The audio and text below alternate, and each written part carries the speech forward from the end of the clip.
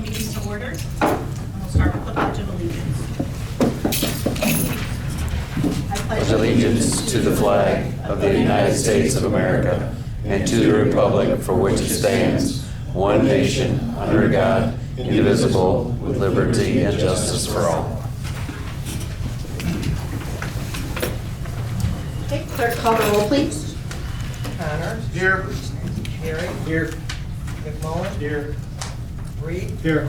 Mayor Beeline. Here. Are there any changes to the agenda? I don't have any.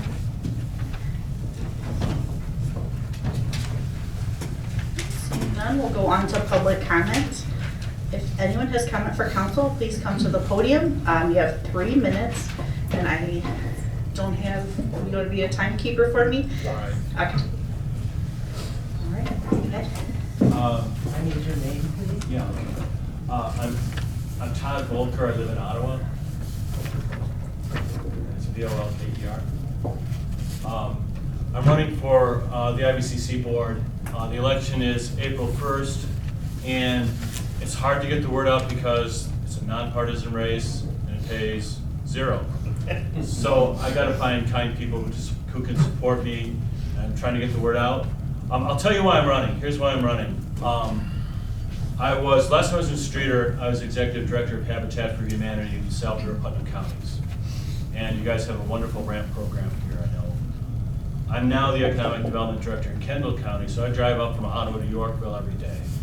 My interest in IVCC is workforce development. It's got a fantastic program. It's long had a great program. I want to see the program continue to improve because I think IVCC is a fantastic economic engine for our area, and by offering those kinds of programs, we really help out our future. And I think when you look at the college with enrollment's slightly up now, but I think in the future the demographics say that it could be a challenge. And I think one great way for IVCC to address the future is to continue to strengthen its workforce development so people can stay here, raise a family, get married, have kids, a car, a dog, a house, all that stuff, stay here and make their area grow. So Todd Volker, April 1 is the election. My mother is a Streator High School grad. I spent a ton of time in Streator fishing out at Lazy Acres. So that's all I got to say. Thanks. Thank you. Thank you. Any other public comment?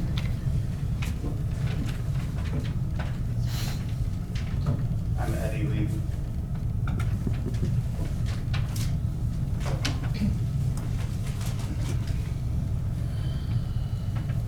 Good to go? Okay. Council, Mayor, my name is Eddie Lee. I'm the president of Streator Firefighters Local 56. Tonight for your consideration and approval is our collective bargaining agreement. Mr. Plyman, Chief Bird, and my executive board sat at the table, worked together to reach the agreement that's been put before you. There's a pay disparity in the fire department. When you externally compare to other communities like Streator, we took 6 communities like Streator. Streator ranks 6 of the 6. If you look internally at departments, a 20-year lieutenant on the Streator Fire Department makes less than a first-year police officer. This pay disparity is the result of a lot of different things over the years. One of them is that we've tried to be good stewards of the community. We know there's only so much to go around, so we've taken the approach of we don't want to bargain ourselves out of a job, right? And so that's been going for years. Metaphorically, you could say we've kicked the can down the road. But if you want to attract and retain top talent in Streator, we have to pay them a fair market value. The agreement before you tonight starts to address that process. We recognize that that's a process that's going to take many years and many contracts. It's not going to happen overnight. We understand that. But we recognize that that's started tonight to be fixed. Streator firefighters have provided life-saving EMS care alongside AMR contract employees at the paramedic level without receiving fair compensation for that work. I tried to think of a way that I could explain this to you, and the best metric that I can use is out-of-hospital cardiac arrest. So that's when, I'm not trying to insult anybody's intelligence, I just want to make sure we're all on the same page. So when I say out-of-hospital cardiac arrest, I mean someone's heart has stopped. If they do not receive intervention from a trained medical professional, they're going to die. nationwide, the statistic is about just over 20%. So 1 in 5 of those people will be successfully resuscitated. And the city of Streator, firefighters and contract EMS personnel responding, 3 out of 5 is what they say. 64% was the success rate. But we're talking about the paramedics who have not been compensated, right? In 2023, if you put a Streator fire paramedic on scene with an AMR paramedic, 81% of those people were successfully resuscitated, 4 in 5 in the city of Streator. 20 seconds, Yeah, sir. 30 seconds. Understand. So the contract tonight will address that also and finally fix that. So I wanted to come up here and say thank you to Mr. Plyman, thank you to Chief Bird, and thank you to all of you for your consideration. I really appreciate working with you and I look forward to it in the future. Thanks. Thank you.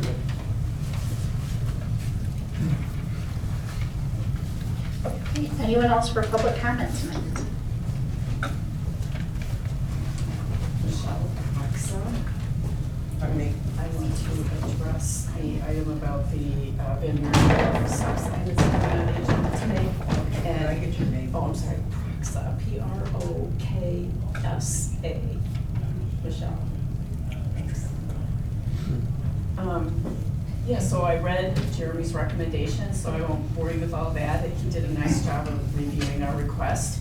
But I do want to strongly ask for the stop sign option. He mentions another option. It's a little bit confusing, I think, for drivers, especially if I had to take that sign with no wording on my driver's test. I wouldn't have any idea what it was. But thank you all for considering this. I've been a long-time resident of that street. I remember before the bridge was closed, and I'm just trying to be proactive. And I should have said first that I really appreciate the Department of Public Works and the great job they're doing, because we're like the last person before the bridge that's closed, and they salt by 6:30 in the morning most times, and they've done a great job. So I just hope you'll consider the stop sign. Thanks.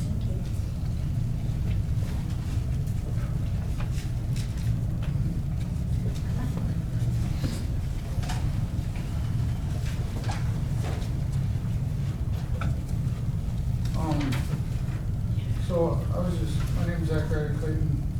Pardon me. Zachariah Clayton.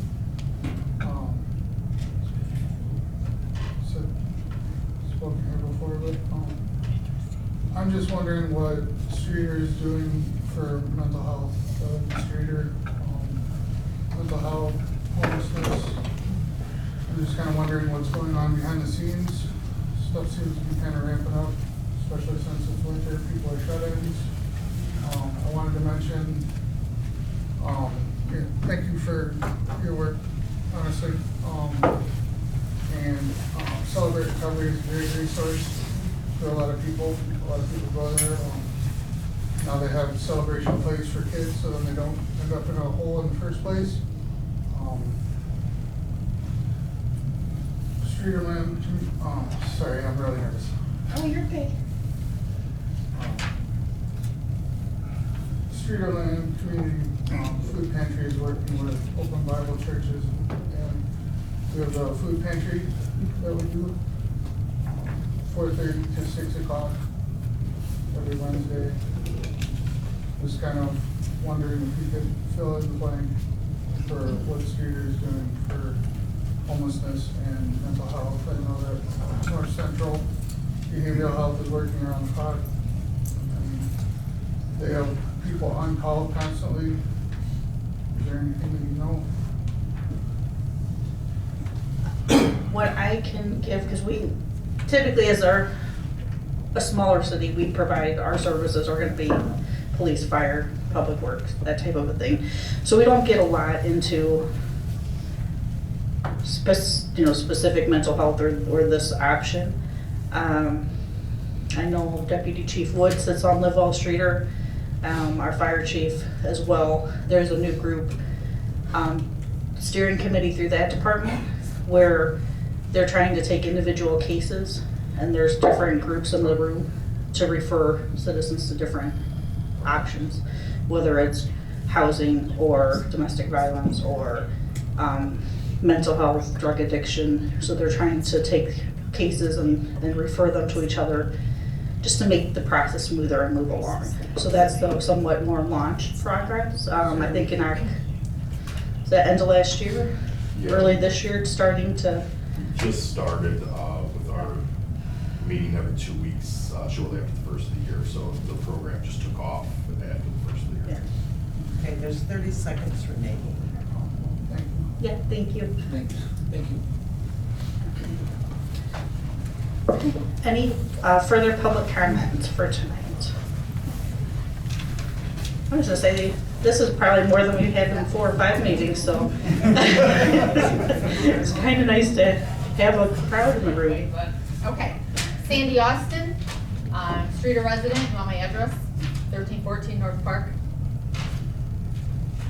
And my topic today is neighborhood signage. And I would like to give kudos to the city for new stop signs on Joyce and Bilger Street intersection. And they added a 25-mile-an-hour speed limit sign on Bilger, which is great because all the buses and all the kids are walking, there's no sidewalks. And I hope it gets enforced.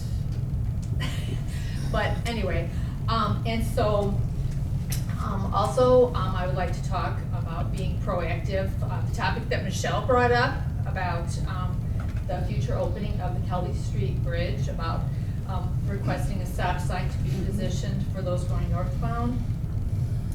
But I see that's already been investigated, kind of taken care of there. Kind of old, but new business is when you're entering the 1300 block of North Park Street, that is, you know, when you're not taking Wren's Drive. And it becomes a speedway. And people shoot down that street, my street, and hit the bumps on the bridge. Sometimes they then hit the bridge or hit cars on our street or whatever.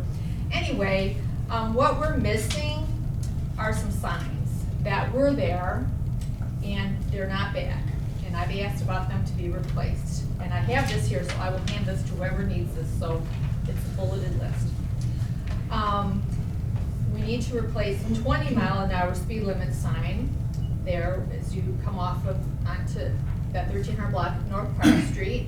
And when this sign was put there, 20 miles an hour seems slow, but you have to consider there's children walking to North Lawn with not a through sidewalk, so they're always walking on the street.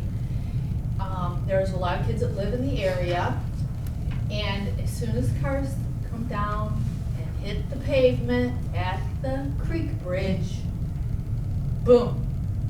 So 20-mile-an-hour speed limit, which I got that put in play about 30 years ago.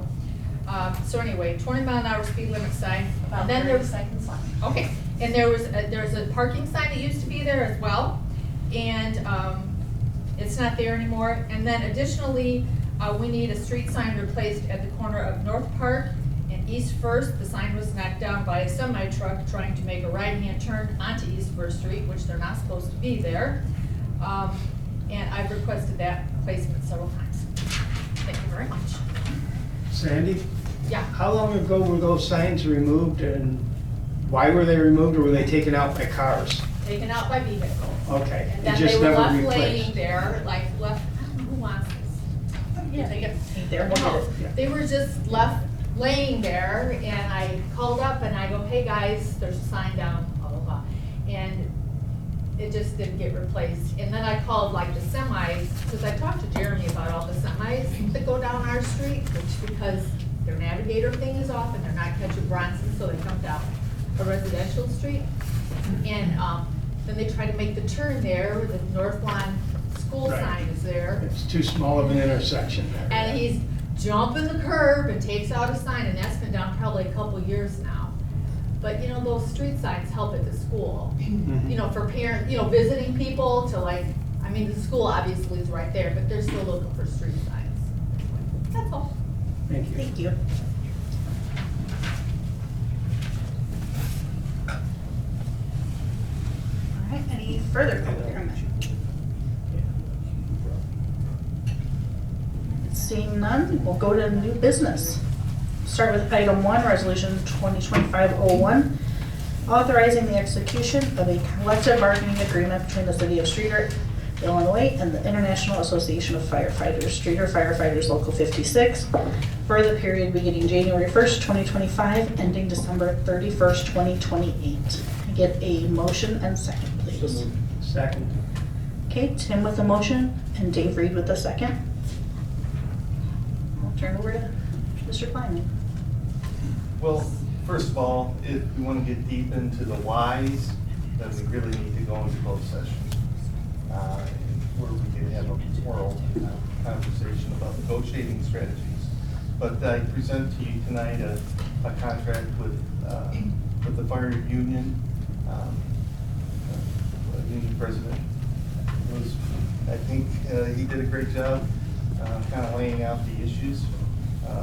It's a 4-year term, which is about a year more than what you would typically see in a public contract. The first year increases are $5,000 across the board, and then the remaining 3 years at 4%. That will help us in recruitment and retention. There's a change to how openings in lieutenant captain position on a day-to-day, the lieutenant or captain is off duty and there needs to be a replacement. The firefighter who's on the promotional list at the highest level, working that shift, will be the one that would then take the lieutenant or captain slot. Modification to language involving the VIVA program, and that's a sale of sick leave after termination after 20 years of retirement for future health insurance costs. It's an investment opportunity. We offer the same program in the police department. And then we are expanding the certification stipends.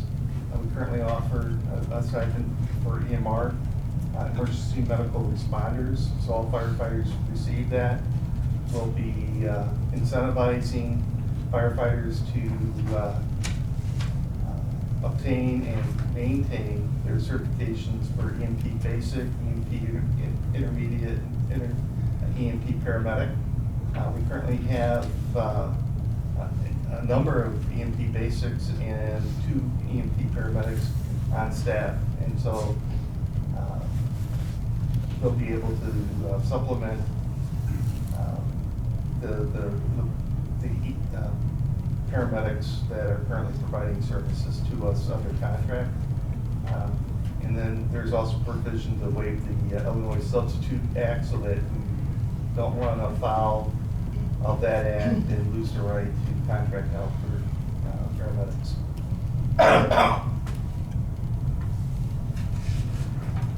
That's all I have. Any questions or you want to go to Questions closed about a session? term, Are you or ready you want to to? go into closed session? No need to, I don't think. All right, any comments or discussion further? Thank you to both sides. Okay, clerk call the roll. Good job, Mr. Levy. This your first contract My first to do, contract and ever, it's- yeah. And it was a little different because of trying to get Yeah. things in line to where they should be, so congratulations. Thank you very much. Okay, clerk call the roll, please. Was there- Connor, Yeah. Yes. Aye. Gary, Aye. McMullen, Aye. Reed, Aye. Mayor Beat. Aye. Item 2, ordinance 2025-01, amending section 1024-120 of the Streator Municipal Code, designating the south side of Bronson Street from North Bloomington to East Chaminade as a no parking area for the city of Streator, counties of LaSalle and Livingston. You get a motion and second. So, Hey, Matt with the motion and Tim with the second. Vote or discussion? As I outlined in the memo, Bronson Street was reconstructed approximately, 1990, 91, somewhere around there. And it always has been a truck route to the warehouses and Owens area. At that time, and since then, there's been no ordinance to restrict parking on that street, which is 27 feet lane width between curbs. You get cars parked on both sides and only leaves one lane left. It's never been an issue until just in the last few months. There's been some vehicles parking in the 500 and 600 blocks on both sides of the street, which makes it almost impossible to get around the corner from Chavanaugh, and it restricts us from being able to plow the streets in the wintertime. Also, obviously, a traffic hazard for anybody traveling down that street, truck traffic.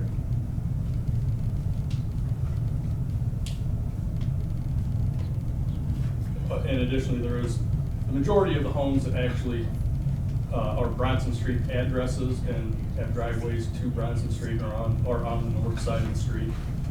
So, and that historically, that has been the only side of the street that people have parked on.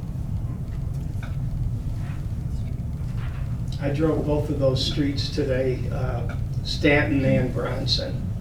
And I can imagine, when I went down, there were very few cars parked there, but I can imagine cars on either side, how a semi could not get through there very easily. And, you know, fire trucks or ambulances are also wide vehicles, so I can see why it's an issue. Usually it's just the north side of Branson, so that's where, there's been one or two cars, and I think there was one today when I went through to look, but, any other comments or questions on this one? Okay. Then I will ask the clerk to call the roll, please. Connor, No. Gary, Aye. McMullen, Aye. Reed, Aye. Mayor Beat. Aye.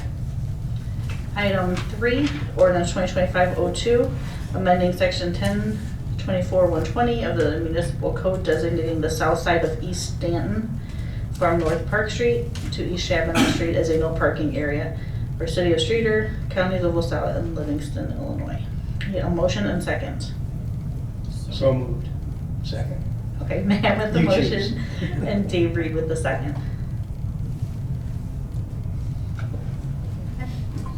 This is a similar situation. This was Stanton Street before 2012 did not have curbs on it. It was reconstructed in 2012 with the addition of curbs, and per our city policy, we paved parking areas in front of the areas of the homes that had installed their own gravel parking on the berm. So in theory, we should have taken care of the parking on that street as it was in 2012. And then just recently, once again, we've had several instances where we've been down there to do something and there's been cars parked on the street in strange places and basically just not utilizing the parking on the opposite side of the street. Any other comments or questions on this one? You're just eliminating parking on the south side and leaving north side. Yeah.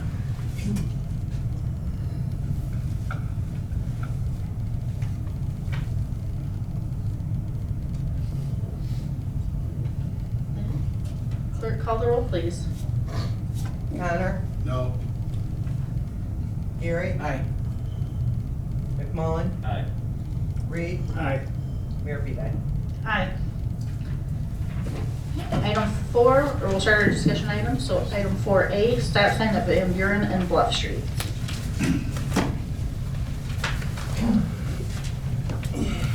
Mayor and Council, so, Ms. Prox had talked about it, but you have a petition in your packet that came from several residents in that area. We've been talking about Kelly Street Bridge. It's on the March 7th letting down in Springfield. So that bridge will be reconstructed this year, probably opening up next year. So, and looking at it, you can see my notes there. When you're sitting facing east on Bluff Street at the stop sign, you can't see, well, the IDOT standard is you're supposed to be able to see 280 feet down. When you look to the left, you see 280. Because of the hill, you can only see 190. so it doesn't meet the sight distance. Same kind of similar issue at Prairie Court. So if you're sitting there at Prairie Court and you look to the south, you can see through, but there's telephone poles, existing fencing, there's a house built way out. So you kind of have to jockey the position of the car to really see to the south.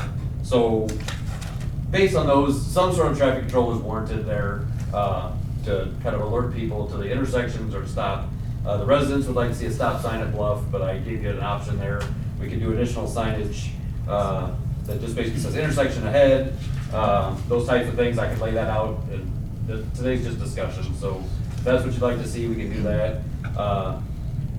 The issue being that there's 300 feet to the south of Boy Street, there's already a four-way stop there, so you'll be stopping again, but it's not unique to this situation. It's in town at other places too. So the stop sign would for sure limit it. I get a lot of reports from the residents about speeding when the bridge is open, so I trust that it's true.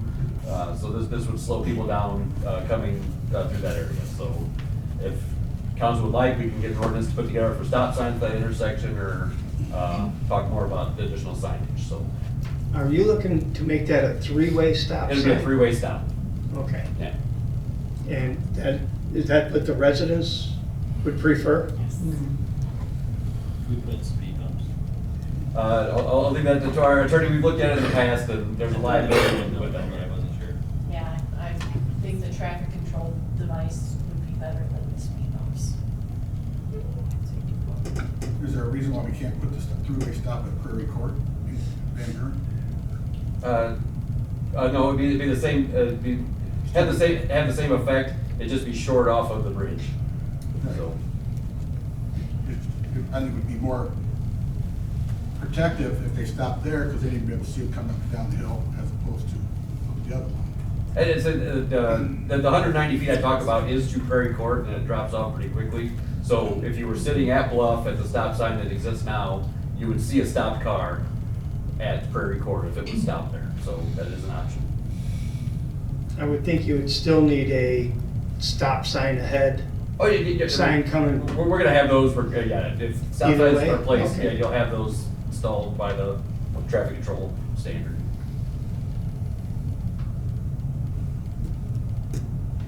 I think either one would do the job.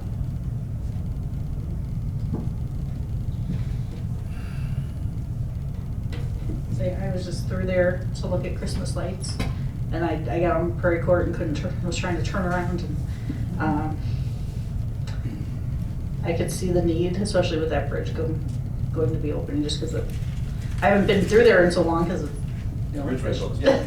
the bridge has been closed. I do know before that bridge was closed, people on the north side, on Kelly Street side of the bridge, complained about this, people speeding. And I've heard it from them too. I don't know. Yeah, so I think having a stop sign on the south side of the bridge would slow that Yeah. traffic down. We live right on the corner of Van Buren and Prairie Court, and our driveway comes out right before the bridge. And the kids coming in the cars, it was a real whoop-de-doo roller coaster ride for them. So, us coming out of our driveway there, it was pretty dangerous, because by the time you have your ass under the car out on the thing, you can't see who's coming from either direction. So I guess, yeah, I mean, that, if the stop signs are, acceptable to the council, I guess, where would you like them, at Prairie Court or at Bluff? It meets the same purpose. Logistically, I think Dave might be right, having it at Prairie Court, because it gives a little further gap between that and Bluff Street, and slows them down coming from the north going south. It'll slow them down sooner. The only thing I would not like about the Prairie Court one is if you're heading south, I mean, granted, it's probably not that big of an issue, but you get 3 or 4 cars and you're stopped on the hill, weather's terrible or whatever. Highly unlikely, but there's just, that issue doesn't happen on Bluff Street. Yeah, sure, for the few manual drivers that are still out there. Yeah. Stop. I was not doing that, I was just thinking sit there.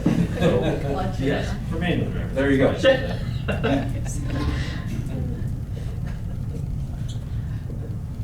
Right. Do you want Thank- Speed bumps on one stop sign.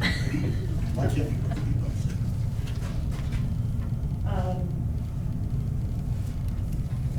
They're just not, seen as being as effective as people. They cause damage to cars, and they're difficult for emergency vehicles to get over them as well. Those are just kind of the top three, but they're not recommended by, IDOT or other transportation.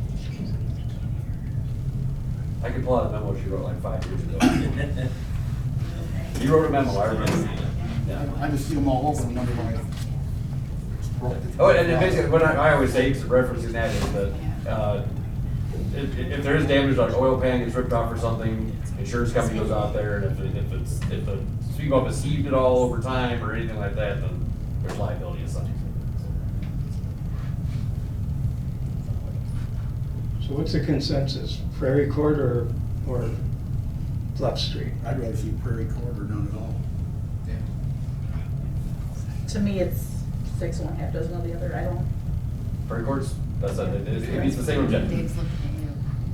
yeah, I don't see it. Sound good to you guys? Yeah. Okay.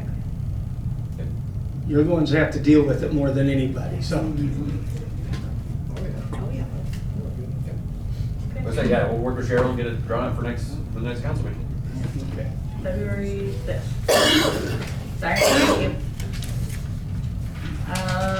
Item B, I guess that's you again. I say, I think you're here. And I I'm didn't here see- for a couple. So, we did it last year, or the last couple of years, code enforcement activity.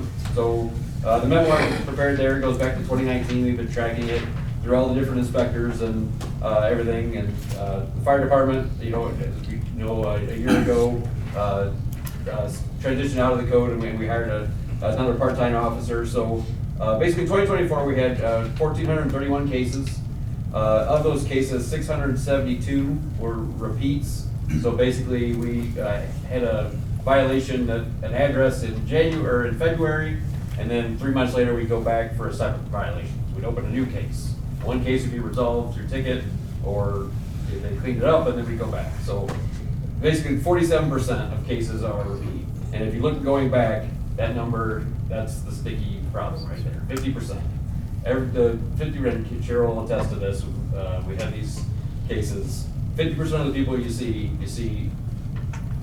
over and over and over again, even when ticketed. So we issue the citations, they pay, they don't pay, they clean up, and then 3 months later it comes back. So that's an issue. I mean, that's the number.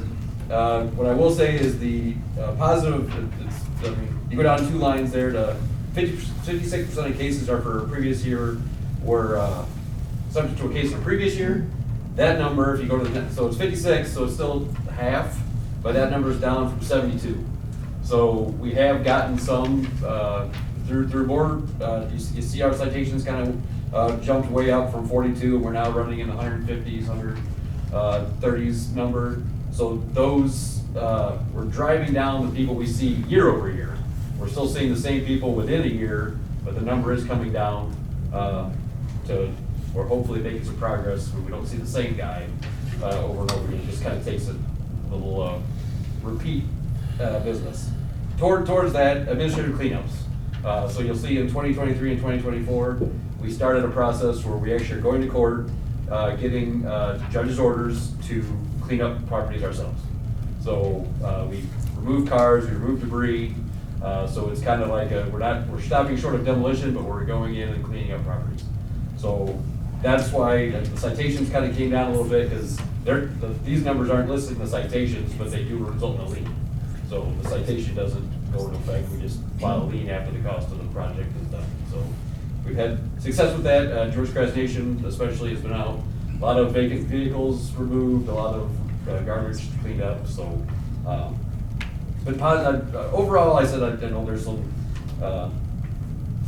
We still have things to work on, but I think there's a positivity to our code enforcement. We're starting to see some movement, I said, especially year over year, and properties that have been a problem for a long time, we're going after with the warrants and continuing on that way.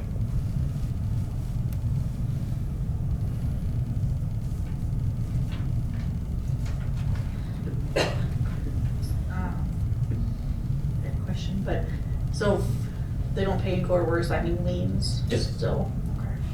And so, yeah, so. Well, if they don't pay in court, like if it's an ordinance violation matter, those get sent by the county to collections. Okay.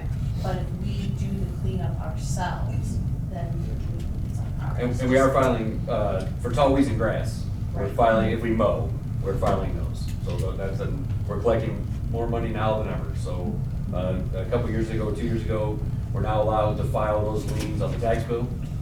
So they're getting assigned the tax bill and we're getting collections. So it's been working out pretty well for the stuff that we have to mow. So we're still not recouping all of our costs. I know Jeff will say that, but we are, Julie Lucas, we're collecting more than we ever have. I know that Public Works is tracking that now on their iPad GIS system. So it's 175 when they go out to mow, which is being assigned to. And as I said, just on a random note, we just had somebody come in and pay, I think, a $2,000 bill. So. Any questions? This is kind of, the last couple of years we reviewed the data and just get a status on where we are with everything, so. Yep. Anything further? No. Main Street. Or was that fire capacity? What did you guys do downtown? Code enforcement. Our code The enforcement is inspections? building. Oh, building inspections. Okay. Like the pre-planning? Well, it was like Yeah, pre-planning, go in and make sure that they're up to. You what was it? When I had my office downtown, you guys came in annually. Yeah. We Yes. do building inspections. Still doing that though? Yes. One day I came into my other job and the old newspaper called and said, why are all these fire trucks there? Someone called and said we were on fire. I'm like, no, we're good. Just inspections.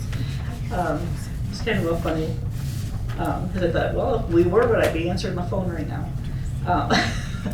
And then we'll go, if there's nothing else on that one, we'll go to rentals inspection program.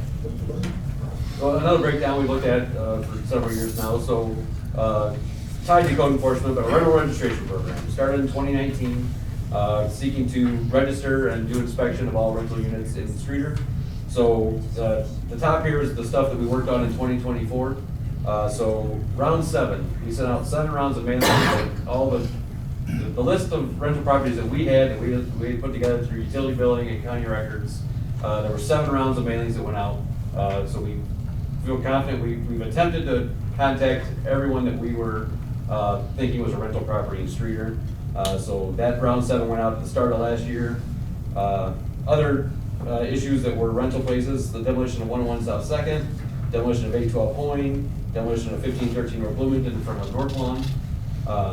And then we had legal action in both cases against 121 West Hickory and 210 South Bloomington that resulted in demolition. So again, and then we have ongoing legal action against 206 Cedar. So that one's still ongoing, but we'll continue that. And then Joe Scarberry was still out doing rental inspections for permits that came in this year. So that's where we are. The rest of these numbers, basically just saying from the start of the program in February 2019 through December 2024, we have been through a process. We've had 608 permits filed, and then running all those numbers down, we have assessed or categorized 2,167 properties that are in some form of compliance. So they either filed a permit, filed a vacant permit. They have switched. I'd say the biggest thing that we saw here in this program was we did see a large number of long-term, multi-property owners either went contract for deed and started to give the people that live there the opportunity to purchase the homes, or they sold them to other landowners.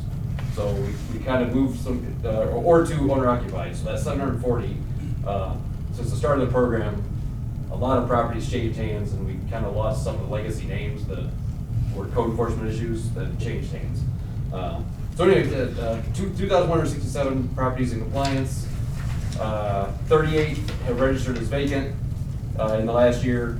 And then the number we're still looking at is 349. So out of all the mailings we did, we still have 349 property owners. And I can't say that aren't not responsive because they've changed, like I just talked about. The county records, we'll send out a letter, we'll get it back, and then we go and look and it's sold. and we'll send it out, and we're always gonna be, in a way, kind of chasing that, because the properties, you can sell property at any time, and it might be rental one day, and it's going to be owner occupied the next by the new owner, so. But 349 is kind of where we're at. We're still trying to determine that. So that's what we're going to focus on as this year is that number, and we have those properties. The next section is we backtrack the number. We're basically confident that Streator has around 1,400 rental properties. There's more rental units than that because of multi units, but there's 1,400 properties, and I backchecked that against the census data.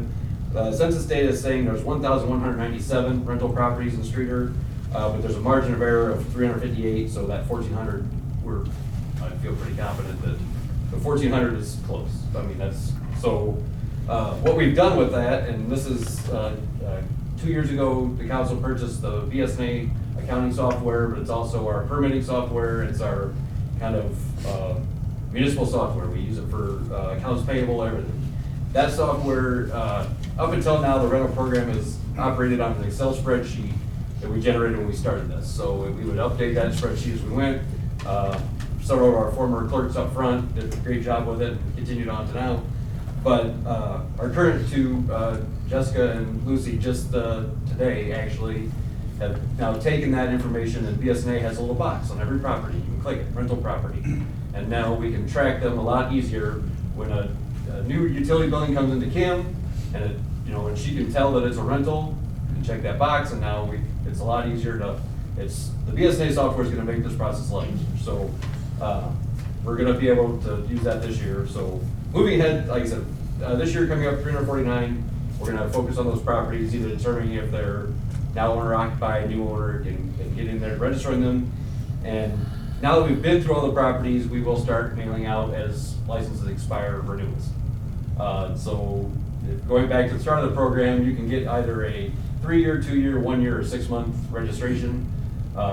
Majority got 3 or 2. We had some that we dealt with through code enforcement in the 6-month we dealt with that way. But as they now start to expire, basically the program's running, and we're just gonna let it administer and move forward. But again, the BSA software will help a lot with that. We can, if something comes in, we'll send a notice, because from now on, you should register. We've been through everybody, and you should try to register. So. Well, if there's 1,400 and some. Yes. And I'm looking at the ones that were in violation, the majority of them are not in violation. Yeah. They're good landlords. Yes. And yes. So are we gonna go back and make them be re-inspected again? Not re-inspected, but we'll just renew their information, make sure the ownership's the same. If we've been through and the unit looks good 2 years ago, I was gonna say, yeah, why would we, if they've proven they're a good landlord, why are we going to do that? So we can focus just on the problem. Yes. Okay. When we started the program, round 1, we had to be fair to everybody. We're following the same rules. We didn't know which inspection. ones were good landlords and which ones Right. weren't. And I know we've held off on renewing or forcing people to renew just because we didn't get through everyone. So I think it's been a couple years where they're technically expired, but we said, well, we're not gonna make them re-up until we cover. So we've hit round 7. And another question I had, or more of a comment, properties that have been demolished, 50, is that number right? That's correct. 50 in 5 years, that's average of 10 a year? It's actually something I should have done a couple That's years. not good. I mean, they need to come down, I'm not, but we're tearing down our tax base, is what we're doing. We don't want to I'm do using that. tax dollars to do it. Yeah. Sometimes. And the numbers even, I said that number carries out for the past 15, 20 years. So 10 a year for 20 years. That's a lot of them. So That's a I lot of said, properties. this is my 20th year with the city of Streator, and so I've been here, and it's, there's actually a city map that shows the demolitions, and they're all over town. There's not concentrated anywhere, and it's above 150. Yeah. And I guess you're not really tearing down your tax base, because those are houses They weren't paying taxes. we're not getting tax money from anyway, so. But you just hate to see that many properties going down.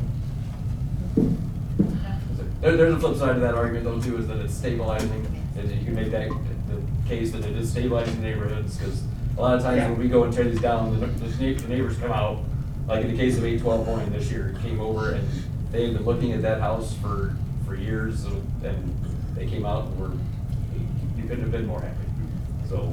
I remember one on South Monroe Street, probably 15, 20 years ago. The neighbors actually had a party when a house came down. Yeah.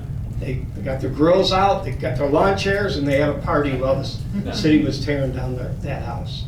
So, it does make some people happy.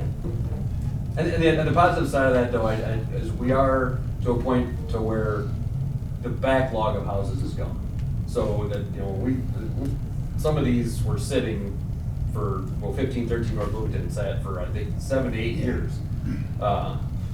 And so we're now to the point to where I think there's still gonna continue to be a few demolitions, but they're not gonna be ones that sat for a decade. It's gonna be ones that we've gone into and said, well, this is too far gone. But someone just moved out, so it's that type of situation. And I know we've had the 2 successes where we were able to get a property, acquire it, and then have it, sell it to someone on, that they have so many days to get it up to code, and then we'll transfer the title over to them, so that's been. And the one over here on South Park Street, that owner resold it as a single family home, so did the work, cleaned it up, rehabbed it, and now there's all families in it right over here off of Livingston Street, so. All right, any other questions on that program? Nope. All right. Thank you. We'll go to item 5, mayoral appointments. I have 2 reappointments for the Parks and Open Spaces Board. Can you get a motion and second? Second. Okay, Tim with a motion and Dave Reed with a second. Any discussion? Technically, it should be under. Usually it's under consent agenda, yeah.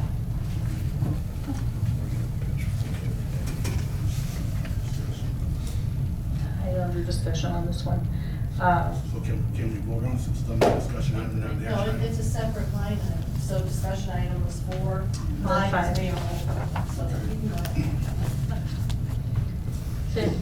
If not, their next meeting's actually after our next meeting, so we're covered.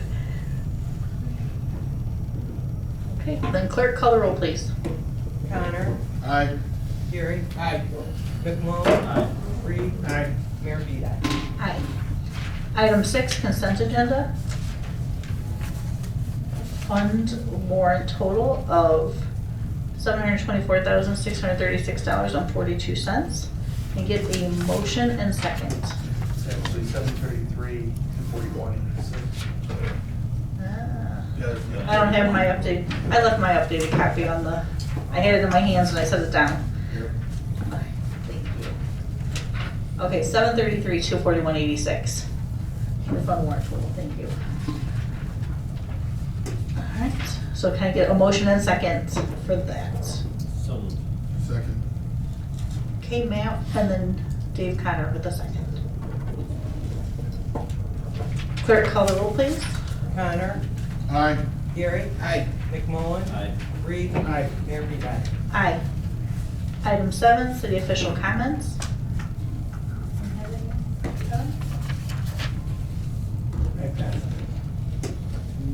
I'm astonished. I was expecting February 1st, the library mini golf from you. That's right. I forgot about that. Yes. On February 1st, the Streator Public Library is going to be holding a mini golf. We're going to turn the entire library into an 18-hole golf course. It's $5 to play. It's a lot of fun, and it's good for the library. It gets new people into the building, which is our main goal. And it gives us some money to do some extra things that we would like to do without using taxpayer money to do. So, yeah, February 1st, starting at 10 a.m. and it goes till 5 p.m., maybe 4 p.m. And there are raffles and 50-50 and refreshments. So it'll be a good time. Also on February 1st, is the St. Paul's, what, 60, I don't know what year, but it's over 60 years.